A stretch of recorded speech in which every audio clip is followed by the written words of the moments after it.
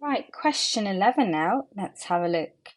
Looks like a transformations question. It says, describe fully the single transformation that maps shape P. So this is my starting, okay?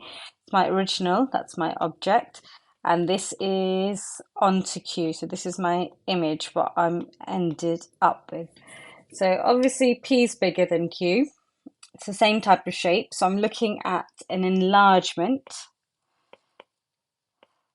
I'm not going to get 2 marks just by calling it an enlargement. I need a scale factor, so let's have a count of my sides, find a corresponding side. So I'm going to look at this side, which corresponds to that side. This is 3 units, that is 1 unit. P is a bigger one, Q is a smaller one. P is my starting one, Q is what I ended up with. So things are getting smaller. So my scale factor is a third. Everything's getting 3 times as small. Enlargement by scale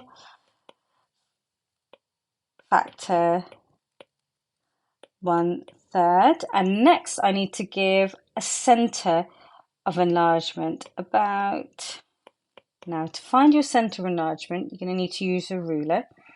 So I'm going to get my ruler out and I'm going to join corresponding corners. So I'm going to look at these 2 bottom corners and try and line it up as best you can, okay? So that's one corresponding corner. Find another one. Let's look at these one here. So again, line it up as carefully as you can.